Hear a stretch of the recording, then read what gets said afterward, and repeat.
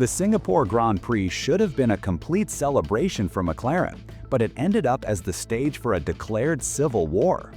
The team secured its second consecutive Constructors' Championship, a historic achievement.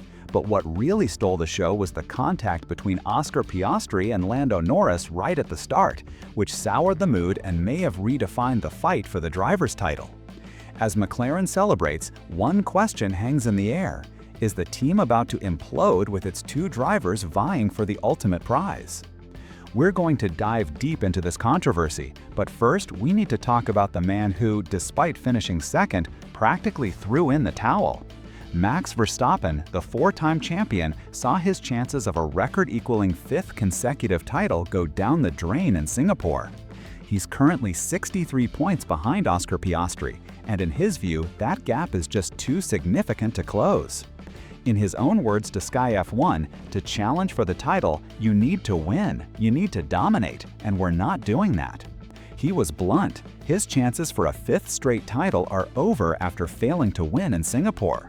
He lamented the points lost at the beginning of the season and made it clear that from now on, the focus is on each race individually, trying to get the most out of the car. But here's the irony. Despite Verstappen's pessimism, Red Bull had a surprisingly strong performance at Marina Bay.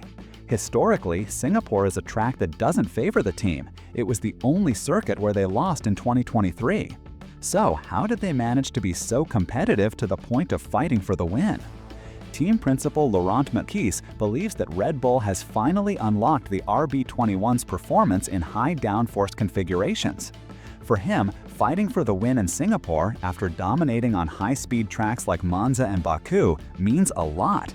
It shows that the improvements made to the car over the summer aren't specific to one type of track, but a genuine step forward across the entire downforce spectrum. Verstappen was competitive from Friday practice, came very close to pole, and in the race finished just a few seconds behind George Russell, even while dealing with balance and braking issues. He even complained on the radio that the rear of the car felt like a handbrake. The strategy to start on soft tires, a gamble to try and overtake Russell at the start, didn't pay off as expected. The track dried faster than the team anticipated, and the soft tire advantage never materialized. This forced Verstappen into a more defensive race, managing older tires than his rivals for most of it. Still, he masterfully held off Lando Norris. Mekies admitted the tire choice likely cost them race time, but it was an aggressive gamble necessary to have a shot at the win. Second place under these circumstances was a great result. The question that remains is, if Red Bull was this strong on its bogey track, what can they do in the upcoming races? Austin and Mexico, with their medium-speed corners, are historically McLaren's turf. The fight for individual wins is still wide open. This kind of detailed analysis, which goes beyond the obvious to give you a complete picture of what's happening on and off the track, is what we strive to bring you here at Formula News USA. Since our channel isn't monetized, your engagement is the single most important factor for our survival and growth. If you value this kind of deep dive content, please subscribe to the channel and leave a like, and leave a comment below. Tell us what city you're watching from. We love to see how far our community reaches, and your comment sends a powerful signal to the YouTube algorithm that our content is engaging, helping us reach more F1 fans just like you. Now let's dive into the epicenter of the earthquake that shook McLaren in Singapore. With the Constructors' title secured, all attention turned to the internal battle, and the contact at Turn 3 became more than a simple racing incident. It was a moment that could define the championship. So why did McLaren, which has intervened on other occasions to maintain fairness, like in the controversial position swap in Italy, decide to do nothing this time? The answer, according to team boss Andrea Stella, is more complex than it appears. From the pit wall, the assessment was clear. There was no need to intervene. Stella explained that while contact between the two McLaren cars is unacceptable under the papaya rules, the incident didn't happen in isolation. For the team, Norris's contact with Piastri was in fact a consequence of another racing situation, Lando's prior contact with Max Verstappen's car. According to Stella, Norris had to take evasive action to avoid a more serious collision with the Red Bull, and in the process had an oversteer moment that sent him into Piastri. For this reason, the team felt that Norris was not solely to blame, and that in order to give the position back would not be fair. Stella promised a full review and good, constructive conversations, just as they had after the incident in Canada. He even praised Piastri's attitude on the radio, stating that the team encourages drivers to make their positions very clear, even in the heat of the moment.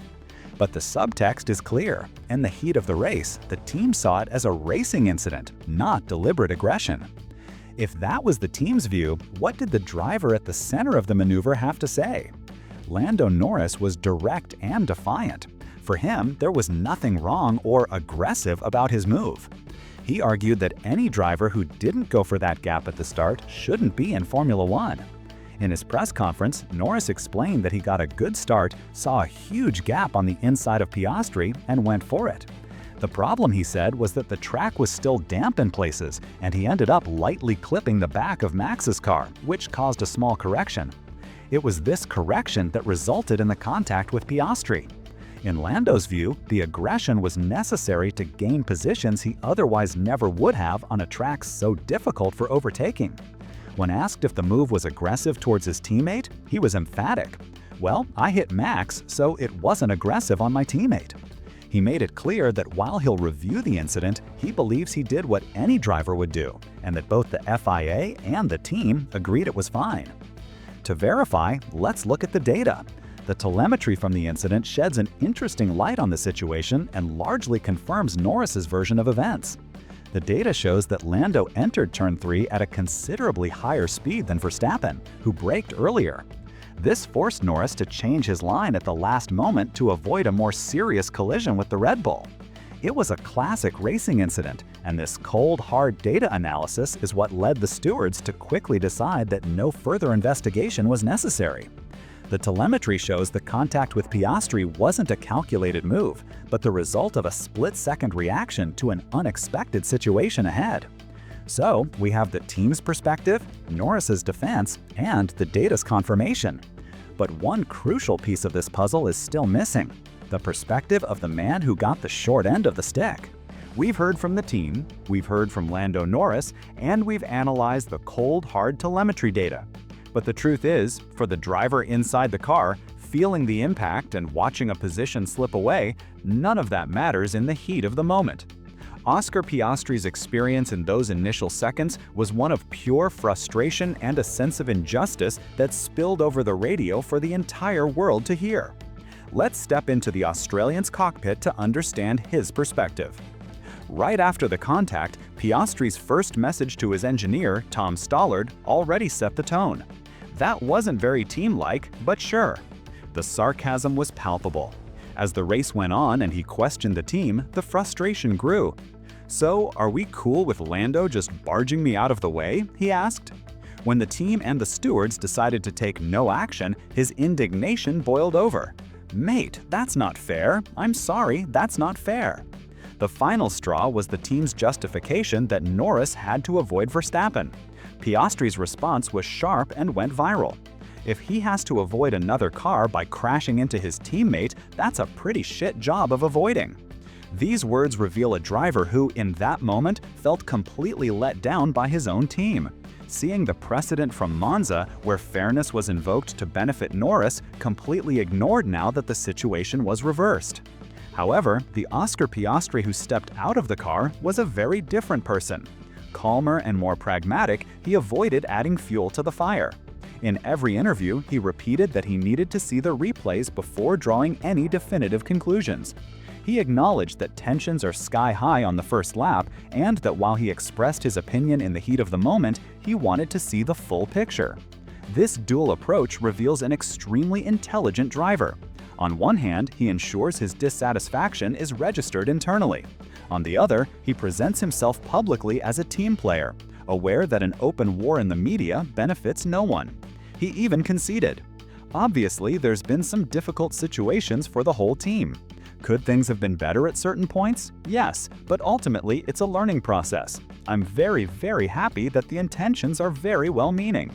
It was a diplomatic statement that, between the lines, says, "I trust the team, but I know mistakes were made." This controversy was amplified by two moments that were misinterpreted on social media as deliberate snubs from Piastri. The first was a video showing McLaren CEO Zak Brown congratulating the driver on the radio, only for the message to be cut off. Oscar, back-to-back champions. Good race, tough race. Thank you for... Many saw this as Piastri hanging up on his boss. The truth, however, is far less dramatic. Piastri had been instructed to completely shut down the car upon returning to Parc Fermé. He followed the procedure, and in doing so, the communication system was deactivated. Zak Brown's message simply started broadcasting in that interval, so Piastri never even heard it. The second moment was his absence from the constructors' title celebration on the podium. Again, it wasn't a boycott. That celebration was organized last minute by FOM. Piastri, not having finished on the podium, was already fulfilling his media obligations in the pen. Norris, who was already at the podium ceremony, was pulled back in for the impromptu party. Later, when the team organized its official, planned photo in the pit lane, Piastri was there, celebrating with everyone. The two supposed snubs were, in reality, just unfortunate coincidences of timing. With the myths debunked and the facts laid bare, the dust settles in Singapore, but the tension at McLaren is far from over. What happened at Turn 3 wasn't about a disconnected radio or a missed celebration. It was about a breach of trust at the most crucial moment of the season. The big question hanging over Woking is, does the team have the situation under control? Or is the rivalry between Lando Norris and Oscar Piastri about to go off the rails and cost them a driver's championship that seemed all but certain? The reality is that Piastri's reaction, though heated at the moment, may have been a strategic move. He's a shrewd operator. By questioning the team so vehemently, he wasn't just complaining about an incident. He was perhaps testing the limits and marking his territory for future battles. He let the team know he won't passively accept decisions that disadvantage him, especially after the Monza episode. On the other hand, Norris's move was that of a driver who knows he must be ruthless to become a champion. He saw an opportunity and didn't hesitate. In a title fight, especially against a teammate, there's no room for niceties. Many argue that Piastri, by not closing the door more aggressively, left the space that Norris exploited. The pressure of the championship is starting to show, and the Australian's unflappable calm may have just seen its first major crack. This brings us to McLaren's biggest challenge for the rest of the season: how to manage the papaya rules now that the constructors' title is in the bag. The philosophy of race hard but don't touch has been violated. Team boss Andrea Stella knows that what's at stake is much more than points. In his words, the review of what happened needs to be very detailed and very analytical, because what's at risk is the trust of our drivers in the way we operate as a team, and this is, if anything, even more foundational than the points themselves. That is the heart of the matter. McLaren's system of fairness and equality only works if both drivers believe in it.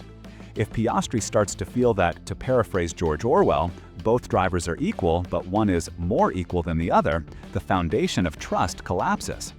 From that point on, the risk of team orders being ignored and on-track battles turning into accidents increases exponentially. The conversations that will take place before the United States Grand Prix will be absolutely critical. This isn't just analyzing an incident, it's about reaffirming the team's principles and ensuring both drivers feel protected and treated fairly. With only 22 points separating Piastri from Norris and 6 races left, McLaren enters the final stretch of the season fighting not only its rivals, but also its own internal demons. The Civil War has been declared. And now, we want to hear your opinion. Who was right in this situation? Was Norris's move legitimate racing or over the line? And Piastri, is he feeling the pressure, or does he have every right to feel let down by his team? Leave your full analysis in the comments below. As we mentioned, this channel is a passion project and is not monetized, so your support is everything. The single best way you can help us is by subscribing to Formula News USA and sharing this video with another F1 fan. Your subscription helps us grow, and every single comment helps our videos get discovered by a wider audience. Thank you for being a part of our community.